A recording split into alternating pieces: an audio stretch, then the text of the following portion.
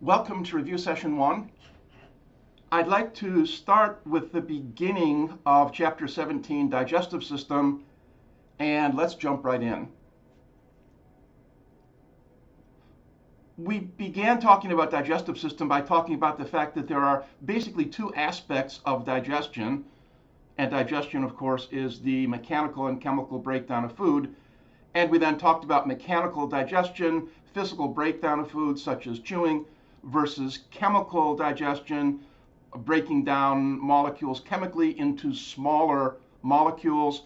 And an example we said was breaking down starch into disaccharides and then eventually digesting chemically those disaccharides into monosaccharides. We talked next then about the alimentary canal, and you'll recall this alimentary canal is simply the pathway that food takes throughout the system. And on page 654, if you're following along, and I won't take the time to review all of these basic functions that are listed, but remember we did talk about these, we did go over these as we went through this food pathway, this alimentary canal. And so just tracing the pathway of food then, beginning with the mouth, food then moving into the pharynx, then to the esophagus, into the stomach, then to the small intestine, then to the large intestine, into the rectum, and finally out through the anus.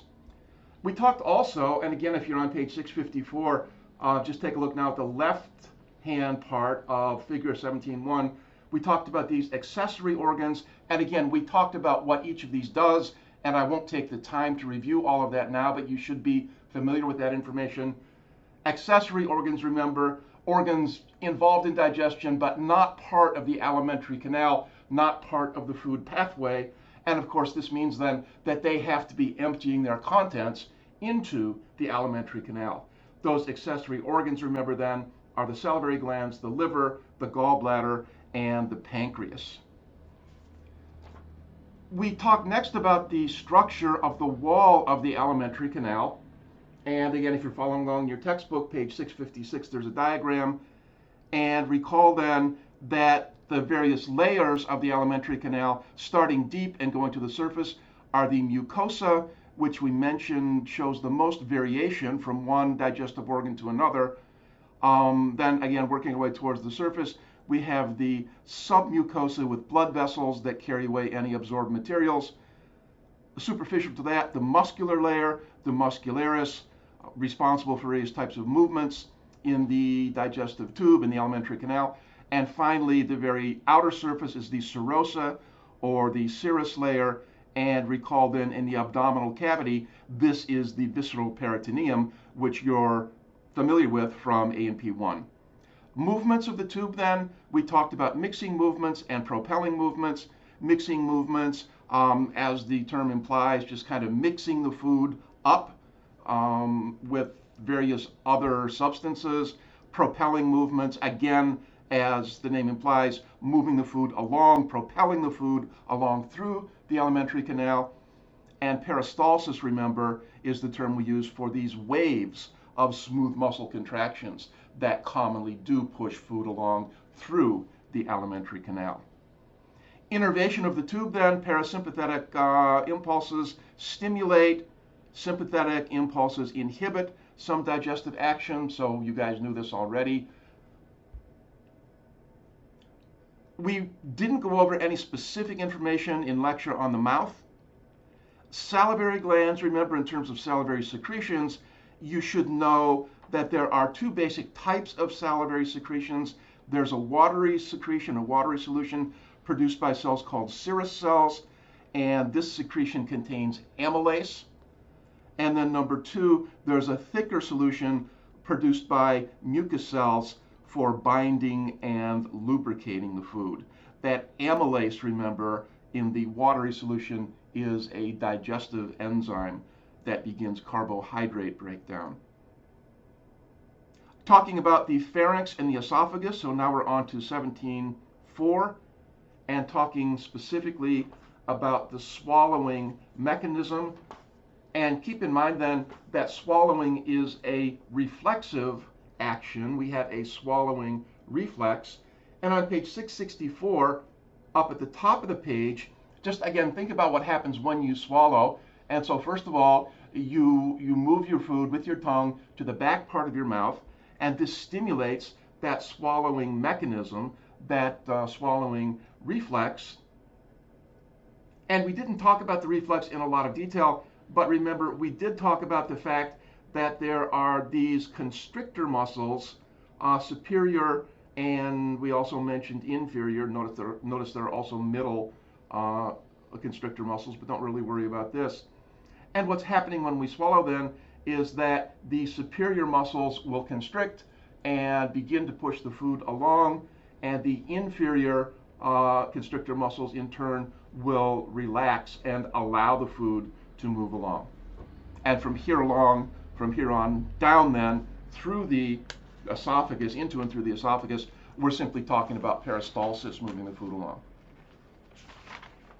The esophagus itself, remember, doesn't really contain any digestive enzymes, and keep in mind then that the esophagus is really only producing mucus to help lubricate the food as it moves along to the stomach. 17.5 then, talking about the stomach and talking about these various gastric secretions. We talked about gastric glands, you'll recall, and we did these in lab also. And each gastric gland, recall then, is a tube that leads from the lumen away from the lumen is probably the best way to put it. So from the lumen and then away from the lumen, we have this this series of gastric glands. And these, remember, are producing mucus cells.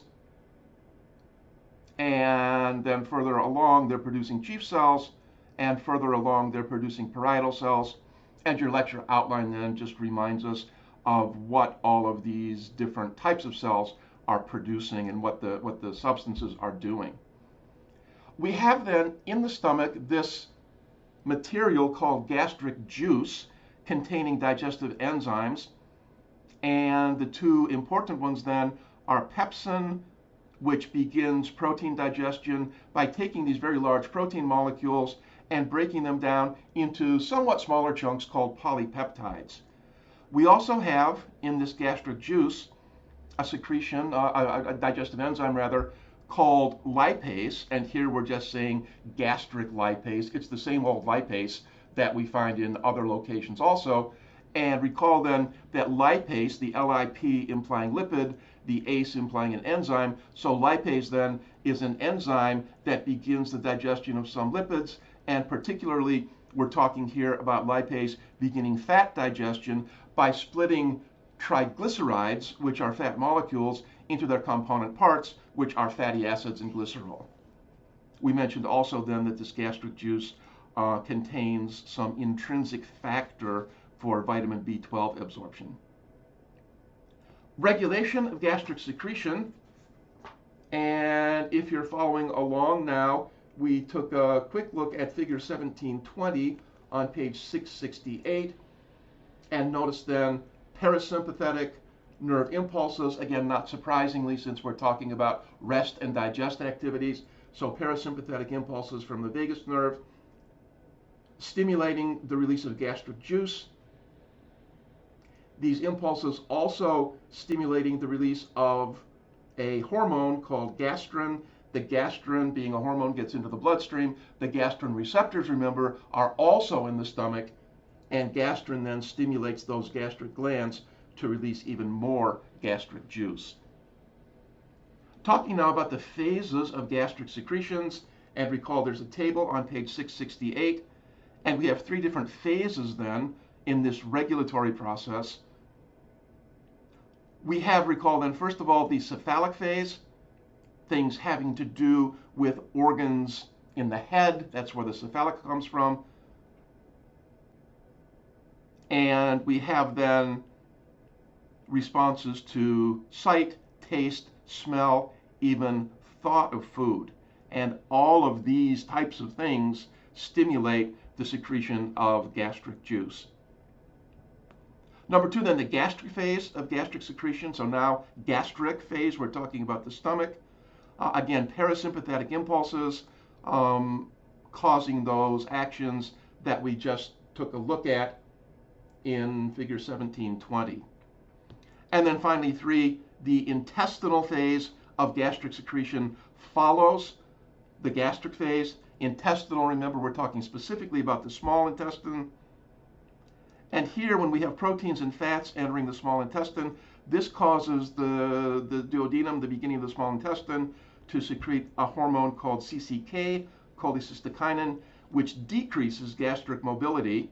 And so now we're just kind of slowing things down a bit in terms of digestion, giving digestion basically a time to work without overloading the portion of the alimentary canal with too much food. So again, intestinal phase, basically inhibitory, decreasing gastric mobility or movement, and then also fats that enter the small intestine, specifically stimulate the release of somatostatin, SS, and somatostatin generally is an inhibitory hormone, as you'll recall, and specifically in this case then, in the intestine, this somatostatin released by the small intestine inhibits the release of more gastric juice. So again, slowing things down in the intestinal phase.